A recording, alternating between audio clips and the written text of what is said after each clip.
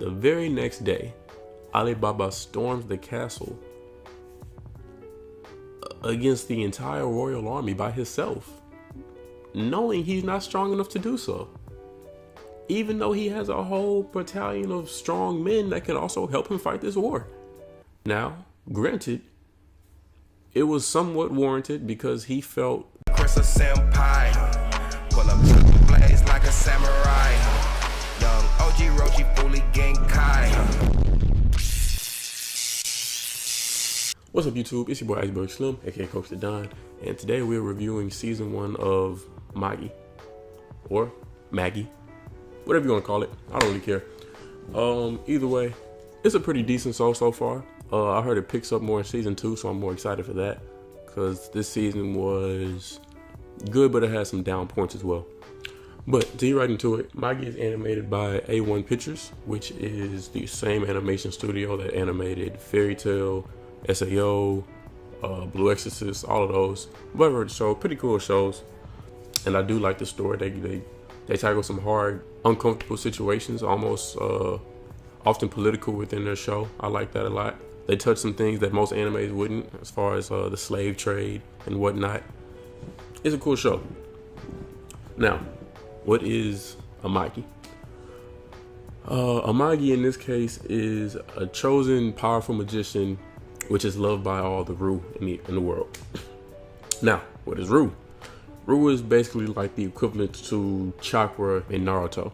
Everybody has it in their body and system, but not everybody can tap into it to manipulate it to attack or make powerful weapons and moves out of it, right? So, a Magi is someone who never runs out of Ru, so basically has unlimited chakra.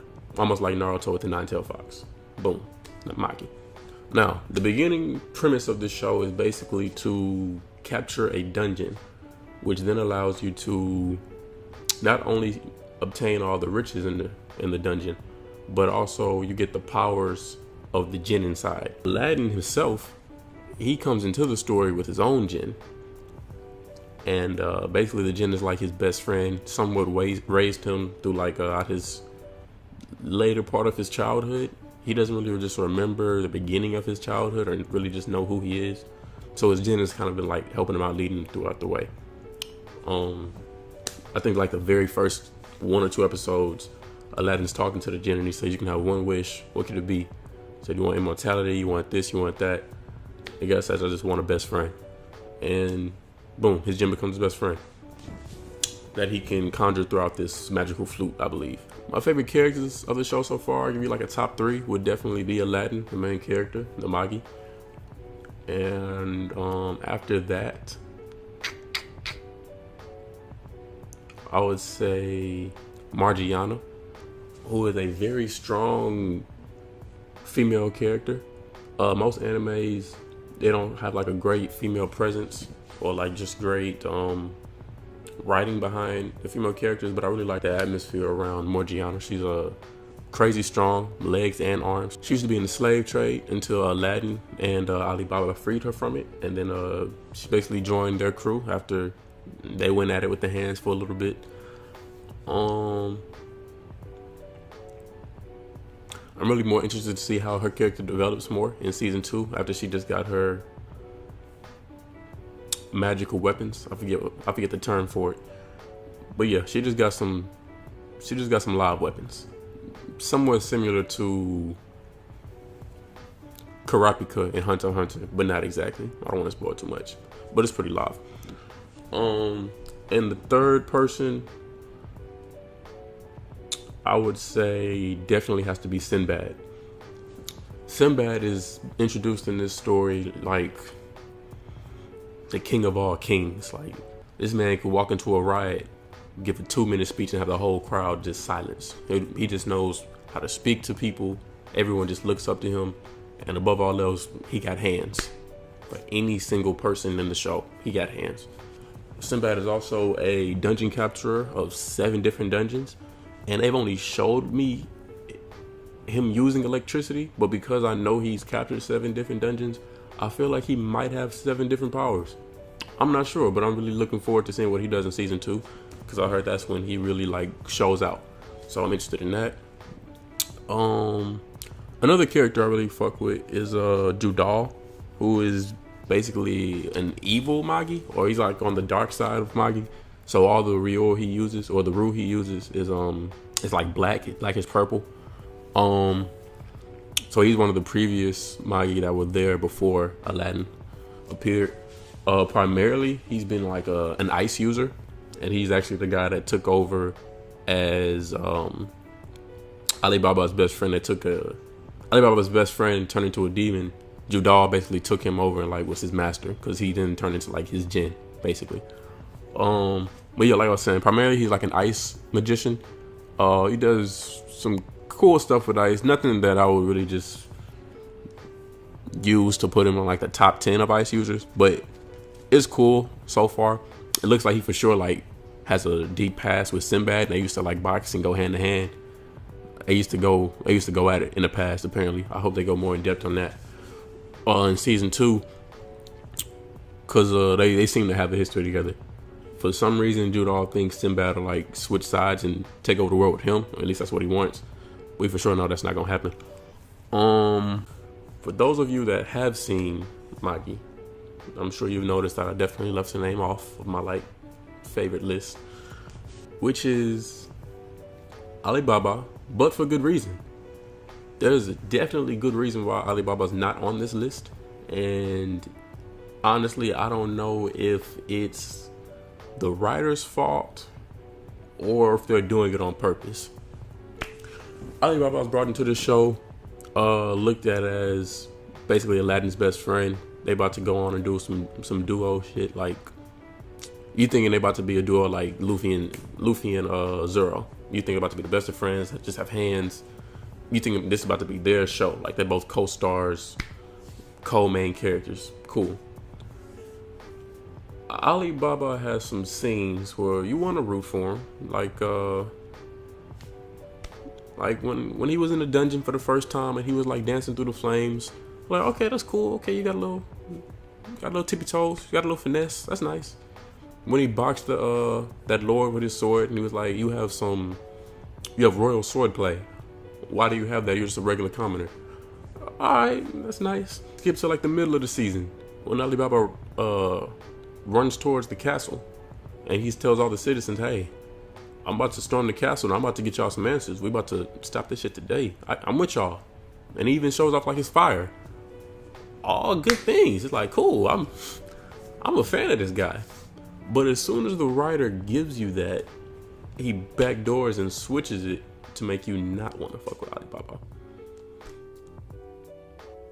Storming the castle, for example. Okay, cool. He stormed the castle. He did that. He made the show. Whatever. That was nice. But prior to that day, he asked Sinbad, the strongest character in the show from what I've seen so far, hey, can you train me to be as strong as you?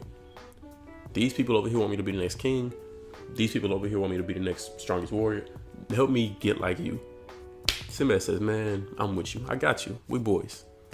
You want to be as strong as me? I'll help you. Because you're not even using your fire the right way. Let me show you how to do it. They train, I think, one day. Not even a day. They train for like maybe 6 hours. It's like, okay, cool. It wasn't a long practice, but Alibaba showed potential. He went out there. They got some stuff done. Good first day practice. Cool.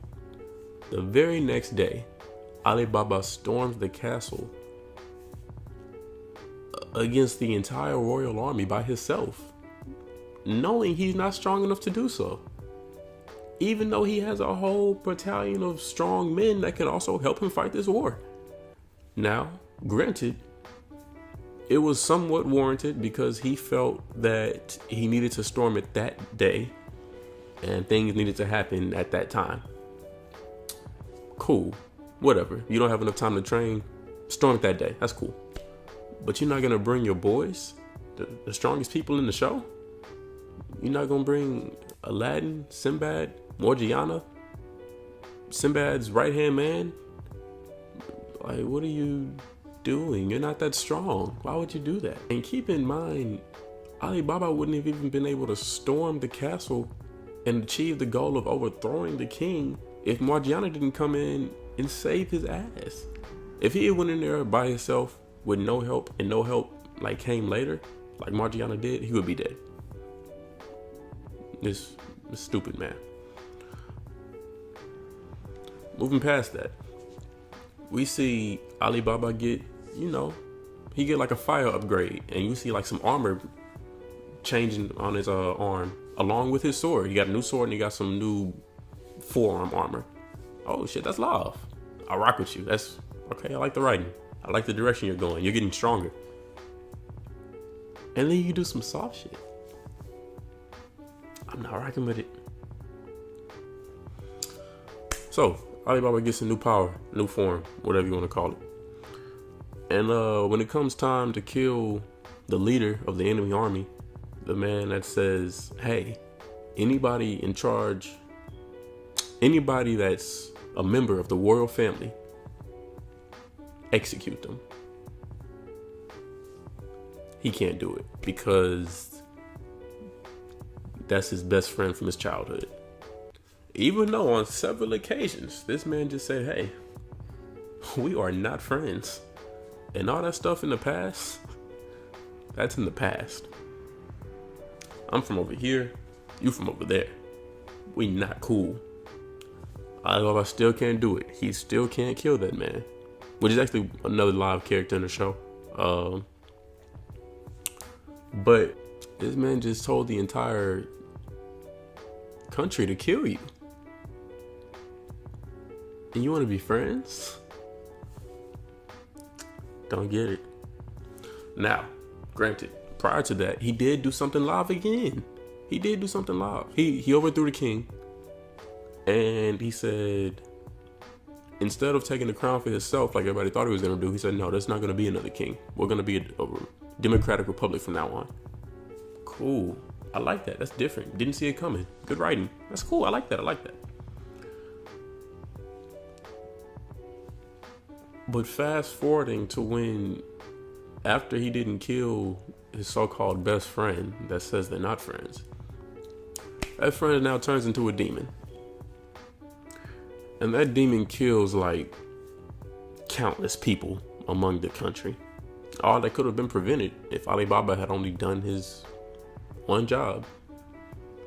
Kill the guy that he just beat in a sword battle. All he had to do. Couldn't do it. Okay, that's soft, whatever. Anyway. So more demons. So the demon is killing the citizens of the country that Alibaba is supposed to be protecting. Boom. A real man shows up. Sinbad's here now to save the day. Sinbad uses his bare hand. He didn't even have his magical weapons on him. He just uses his bare hands and sticks his arm through the demon's back and says, Alibaba, kill this man. Please, I'm begging you. Please kill him. Alibaba's spirit is so weak at this moment. It was kind of like on some on the Bleach logic. If like your mind or spirit is weak, your sword isn't strong enough. Alibaba's spirit is so weak that his sword can't even pierce the demon now. But Sinbad's bare hands is reaching through its back. Another L. Is like, I want to root for you, but damn. Anyway, I don't know. Alibaba's on the fence with me right now. I'm not sure if he's a live character. I'm not sure if he's a simp. It's hard to say. But what I will say is I'm looking forward to season 2, and I'll get back to you on a review of that when I'm done with it. But yeah, if I just had to rate season 1,